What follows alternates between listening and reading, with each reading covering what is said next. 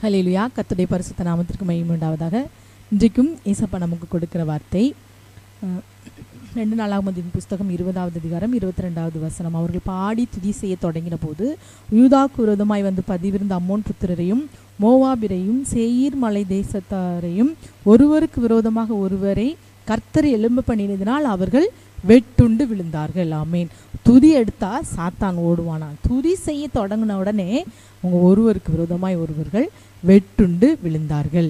இதே 2 நாளாகமும் 20வது அதிகாரம் 1வது வசனத்தில் நாம் வாசிப்போம் என்றால், அந்த மோவா புத்திரர், இதற்கு பின்பு மோவா புத்திரரும் அம்மோன் புத்திரரும் அவர்களுடைய அம்மோனியரும் அப்புறத்துள்ள மனுஷரும் கூட யோசபாத்திற்கு விரோதமாய் யுத்தம் பண்ண வந்தார்கள். யோசபாத் என்கிற ராஜாவுக்கு விரோதமாய் யுத்தம் பண்ண இப்படி வருகிறார்கள். எல்லாரும் கூட கூட்டிக் கொண்டு வந்துட்டாங்க.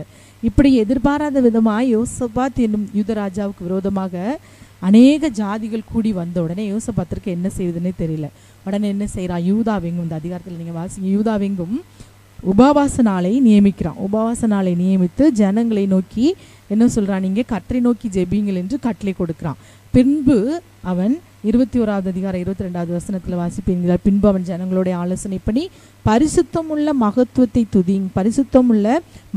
துதிக்கவும் ஆயுதம் அணிந்தவர்களுக்கு முன்பாக நடந்து போய் கர்த்தரை துதியுங்கள், அவர் கிருபை என்றும் உள்ளதென்று கர்த்தரை பாடவும் பாடகர்களை நிறுத்தினான். பாடகர்களை நிறுத்தின ஆலோசனை பண்ணுற ஜனங்களோடு, நீங்கள் உபவாசம் பண்ணி ஜெபிங்க, நாம் கர்த்தரை துதிப்போம் அப்படின்னு சொல்லி துதி செய்ய அவன் பாடகர்களை நிறுத்தினான். அப்படி அவர்கள் துதி செய்ய தொடங்கும் போது யூதாவுக்கு விரோதமாய் வந்த அம்மோன் புத்திரர், மோவாபியர், சேயீர் மலை தேசத்தார் எல்லாரும் ஒருவருக்கு ஒருவர் விரோதமாய் ஒருவரை ஒருவர் கர்த்தர் அவங்களுக்கு விரோதமாகவே எழும்ப பண்ணினார். அவங்களே எதிரிகளே என்ன செய்தாங்க?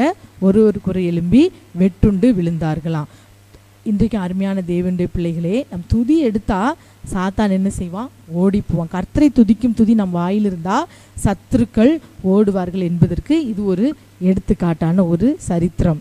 இன்றைக்கு பிரியமானவர்களே, உங்களுக்கு எனக்கு எதிராக இன்றைக்கி அநேகர் கூட்டம் கூடுறாங்க, எனக்கு எதிராக நிறைய காரியங்களை செய்கிறாங்க என்று சொல்லி நீங்கள் புலம்பலாம். ஆனால் இன்றைக்கு இந்த காரியத்தின் பார்த்தது போல் நீங்கள் கர்த்தரை பாடி துதி செய்ய தொடங்குங்க. நீங்கள் அப்படி துதிக்க ஆரம்பிங்க. கர்த்தரை துதிக்கும் போது அவர் என்ன செய்வார்? அவர் உங்களுக்கு எதிராக இவர்கள் சத்துருக்கள் பின்னிட்டு போகும்படி கர்த்தர் இந்த நாளில் அனுகிரகம் பண்ணுவார். அவர் மகத்துவத்தை போற்றி பாடுங்க, அவருடைய கிருபையை சொல்லி சொல்லி அவரை துதிங்க. அப்போ பாருங்க, உங்களுக்கு முன்பாய் உங்கள் சத்துருக்கள் பின்னிட்டு ஓடி போவாங்க. சத்துருக்கள் ஓடுவதை நீங்கள் காண முடியும். துதிக்கும் ஒரு விசுவாச வீரனுக்கு முன்பாக யாராலையுமே நிற்க முடியாது. எந்த சத்துருவோ எந்த பிரச்சனையோ உங்களை கஷ்டப்படுத்துகிற எந்த பிரச்சனையோ நீங்கள் துதிப்பீங்கன்னா அது உங்கள் முன்னாடியே நிற்க முடியாது. ஆமேன். எவ்வளோ உங்களை பயமுறுத்துகிற காரியங்கள், குடும்ப காரியங்களாலும் சரி, உங்கள் வீட்டில் உள்ள காரியங்கள், கடன் பிரச்சனைகள், இப்படிப்பட்ட உங்களை பயங்காட்டிட்டு இருக்கு பாருங்க, எந்த பயமுறுத்துகிற சத்துருவும் நீங்கள் துதிப்பீங்கன்னா, நீங்கள் துதி வீரனாய், நீங்கள் துதி வீராங்கனையாக இருப்பீங்கன்னா உங்களுக்கு முன்பாய் அது நிற்கவே முடியாது. ஒரு நல்ல பிரசங்கம் பண்ணுறவங்க கர்த்தரிடத்துலேருந்து ஒரு நல்ல செய்தியை கொண்டு வருவாங்க. அதே போல் ஜெபிக்கிறவங்க ஒரு பதிலை கொண்டு வருவாங்க. ஆனால் துதிக்கிற ஒரு நபர் கர்த்தரையே கொண்டு வருவார். ஆமேன். ஏனென்றால் துதிகளின் மத்தியில் அவர் வாசம் பண்ணுகிறவர். நீங்கள் துதி செய்ய தொடங்கிட்டாலே நீங்கள் எங்கே அவரை துதிக்கிறீங்களோ அங்கே என்ன செய்வார்? அவர் வந்து விடுவார், அவர் வந்து இறங்குவார். ஆனால் அதே நேரத்தில் நீதிமொழிகள் 15:8 துன்மார்க்கனுடைய பலி கர்த்தருக்கு அருவருப்பானது என்று வேதம் சொல்கிறது. நம் மனதில் செய்கையிலும் துன்மார்க்கத்தை வைத்து கொண்டு கர்த்தருக்கு பிரியமில்லாத காரியங்களை நாம் இருதயத்தில் சிந்தித்து கொண்டு மனதில் வைத்து கொண்டு கர்த்தரை துதிப்போம் என்றால் அது கர்த்தருக்கு அருவருப்பானது. அந்த துதியில் கர்த்தர் என்ன செய்ய மாட்டார்? இறங்கி வரவே மாட்டார். அப்போ இன்றைக்கு நாம் சுத்த இருதயத்தோடு நாம் கர்த்தரை துதித்து பாடி அவரை துதித்து மேன்மைப்படுத்தி அவருடைய கிருபையை நாம் பாடுவோம் என்றால், அவரை பாடும் பாடல் எப்போது நம் வாயில் இருக்கும் என்றால் கர்த்தர் என்ன செய்வார்? நம் மத்தியிலே இறங்கி வருவார். சுத்த இருதயத்தோடு நாம் கர்த்தர் என்ன செய்யணும்? பாட வேணும். அப்படி பாடும்போது அந்த பிரச்சனைகளின் மத்தியிலே கர்த்தர் வருவார். அந்த பிரச்சனைகள் மத்தியில் நீங்கள் துதிங்க. எந்த பிரச்சனைனாலும் அதிலே அவர் இறங்கி வந்து அந்த பிரச்சனைகளில் இருந்து என்ன செய்வார்? உங்களை ஆசீர்வதித்து வெளியே கொண்டு வந்து உங்களை ஆசீர்வதித்து விடுவித்து உங்களுக்கு எதிராக இருக்கிற சத்துருவை அவர் ஓடும்படி கட்டளிடுவார். துதி எடுங்க. துதியை ஒரு ஆயுதமாக எடுத்தீங்கன்னா இன்றைக்கு சத்துரு ஓடி போவான். ஆமேன். புறமுதுகு காட்டி ஓடி போவான். நீங்கள் அவன் ஓடி போகிறத காணும்படி கர்த்தர் செய்வான். அதுதான் அந்த ராஜா யோசபாத்துங்கிற ராஜாவின் நாட்களிலே நடந்தது. அவன் ஆலோசனை பண்ணி துதி செய்ய மக்களை நியமிச்சிட்டான்.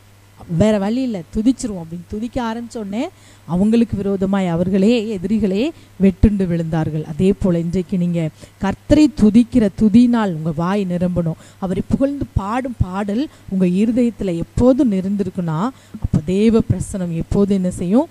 உங்களோடு இருக்கும். சத்துரு வெட்டுண்டு திரும்பி போவானாக. இப்போது கண்களை மூடி நாம் ஜெபிக்கலாமா? இயேசுவே உம்மை ஸ்தோத்தரிக்கிறோம்ப்பா. இந்த வேளையிலும் கூட கர்த்தாவே, நாங்கள் துதி எடுத்தால் சாத்தான் ஓடுவான் என்று பார்க்கிறோம்ப்பா. நாங்கள் துதியை நாங்கள் ஆயுதமாய் எடுப்போம் என்றால் சாத்தான் புறமுதுகு காட்டி ஓடுவான். இந்த வேளையில் பிரச்சனைகள், பாடுகளை, பயமுறுத்துகிற பிரச்சனைகள், பயமுறுத்துகிற காரியங்களில் பயத்தோடு குடும்ப வாழ்க்கையில் ஒரு நிம்மதி இல்லாதபடி, அப்பா கணவன் மனைவி உறவில் ஒரு நிம்மதி இல்லாதபடி, இயேசுவே இந்த வேளையில் அப்படிப்பட்ட பிரச்சனைகளை கொண்டு வருகிற ஆவிகள் இந்த நாளில் அப்பா பிள்ளைகள் துதிக்கும் போது அந்த பயமுறுத்துகிற பிரச்சனைகள் இந்த நாளில் முற்றிலுமாய் மாறட்டும்ப்பா. எந்த பிரச்சனையானாலும் அப்பா சத்துருவின் கிரியைகள், கடன் பாரங்கள், நெருக்குகிற எல்லா காரியங்கள், பயமுறுத்துகிற காரியங்கள், பயத்தை கொண்டு வருகிற அசுத்தாவின் கிரியைகள் இந்த நாளில் அப்பா துதிக்க ஆரம்பிக்கும் போதே பிள்ளைகளுடைய வாழ்க்கையில் இருந்து முற்றிலுமாய் விலகும்படியாக நாங்கள் ஜெபிக்கிறோம். துதியை ஆயுதமாக இந்த நாளில் எடுத்து செயல்பட கிருபை செய்யுங்கப்பா. அப்படிப்பட்ட பிள்ளைகள் துதிக்க ஒப்பு கொடுத்த தீர்மானத்தோடு அப்பா துதிக்கிற பிள்ளைகளாய் எழும்ப கிருபை செய்யும். அப்படி எழும்புகிற ஒவ்வொரு பிள்ளைகளுடைய வாழ்க்கையிலும் ஒரு பெரிய எழுப்புதலையும் பெரிய வெற்றியும் ஒரு விடுதலையும் இந்த நாளில் நீர் கட்டளையிடுங்க. எதிராக இருக்கிற எல்லா சத்துருகள் முற்றிலுமாய் விலகி ஒரு நல்ல எதிர்காலத்தை நீர் கொடுக்கும்படியாக நாங்கள் ஜெபிக்கிறோம்.